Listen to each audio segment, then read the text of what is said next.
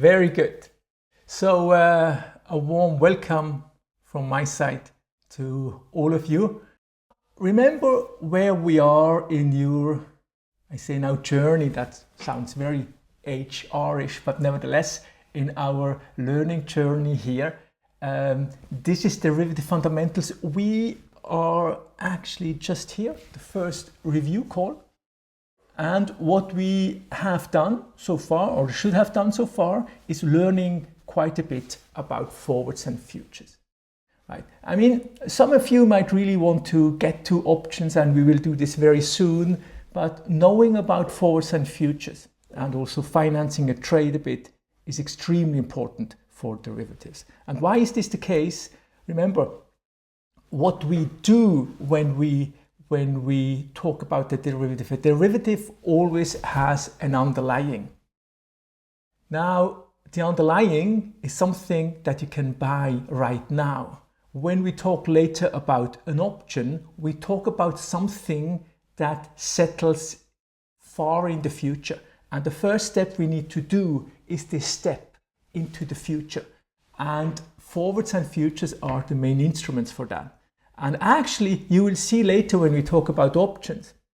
Options derive their value from futures, and futures then from the underlying. So it's very important that we then realize that the anchor of an option is a forward or a future and not the underlying. I mean, these things are related, but you will understand options much better if you understand that. I will briefly just jump in 3 or 4 slides through the, let's say, definition of what a forward and a future is, and then we do some questions. And then we also look at some contracts. I think that is the best way to get this in what forwards and futures are. So remember, when we say forwards and futures, it's really nothing else than agreeing today, and I said today as the January 1st, 2024, so that's a while ago. Let's assume that this was today, and we agree on a trade upfront, and actually the trade settles in the future. So in a certain way, just think like that. If you buy a share, you agree today and settle 2 days later. So you have a settlement offset of about 2 days. If you trade a forward or a future, then the settlement offset is, let's say, a month, 2 months, 3 months, up to a year or so longer. And very important, there are 2 markets where these instruments trade: exchange traded and OTC. And if this product is OTC traded, we call it a forward.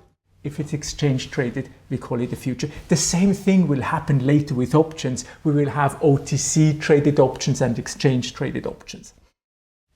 But it's really the same thing. From a pricing perspective and from an economic perspective, it's the same thing. So here, a short summary again, what a forward is. Forward is an over-the-counter contract, so that means an agreement between 2 parties. I found here this little network, right? So you trade with another party might trade with another party, etc. But it's all bilateral contracts. Because it's bilateral, it means that you can tailor the contract, but also you have, of course, some counterparty risk. Between now and the fulfillment of the contract, the counterparty might die.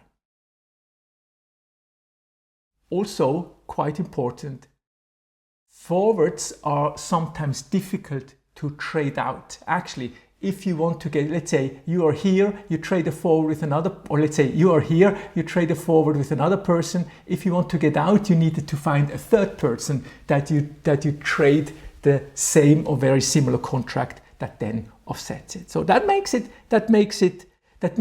easy because you can tailor it, but it's hard to trade. When we talk about exchange traded, the exchange traded contract, that's a future, and again, pricing and all that is the same, but what is different, it's traded on exchange, An exchange is a business. An exchange wants make money out of contracts, so they are only interested if there's a lot of volume. So these are usually standardized contracts to get out quite a bit of volume. But what is the nice thing, and I have another slide on that later, typically on an exchange you do not have a counterparty risk because the exchange steps in as the guarantor of the trade. So actually legally it's a trade between you and the counterparty and not between you and another market participant. Also, because it's liquid, because it's high volume, it's easy to close out, and you're always trading with the same counterparty, namely the exchange, and that's also why it's easy to close out. Both contracts, forwards and futures, can be either physically settled or cash settled. Right? I mean, if it's traded on exchange, the exchange will tell you how they settle that contract. It's not that you have a choice, but they can be either physically delivered or cash settlement. Cool.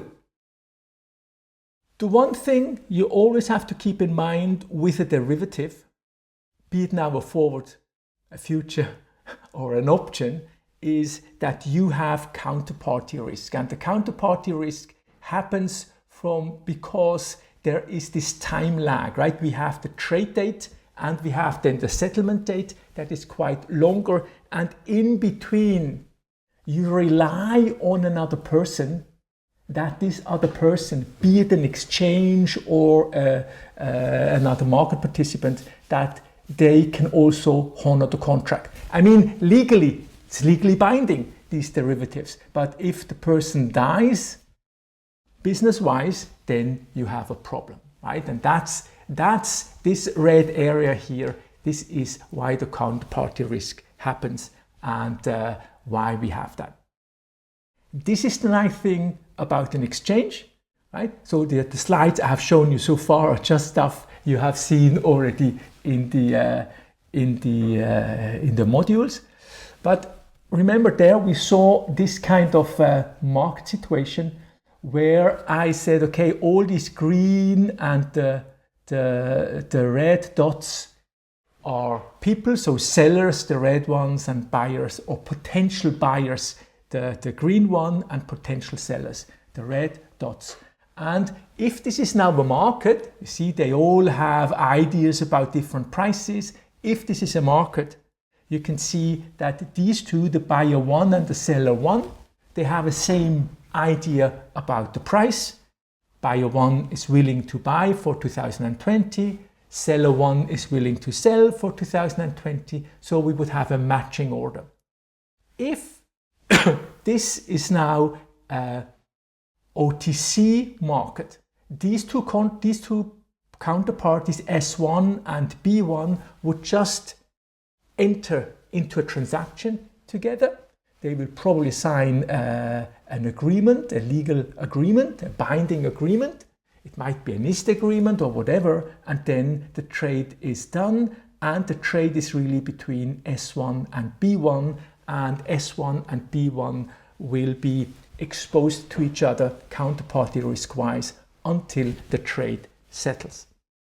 On an exchange, and that's really the important thing, on an exchange, something strange is happening. If the same thing is happening on the exchange, then the clearinghouse of the exchange, so think of that as the exchange itself, steps in and becomes the counterparty of both the seller and the buyer. Actually, the seller sells the contract to the clearinghouse, and the clearinghouse sells the contract to buyer one. So from a legal point of view. So it's not that you can trade on the exchange if there's just a buyer and no seller. Of course, there needs to be a seller and a buyer, but then they give up the contract to the clearinghouse. And so you have the clearinghouse in the middle. So that means if you buy one of those contracts and later you sell one of those contracts because you legally bought it and then sold it, bought it from the clearinghouse and then sold it back to the clearinghouse, you are completely out.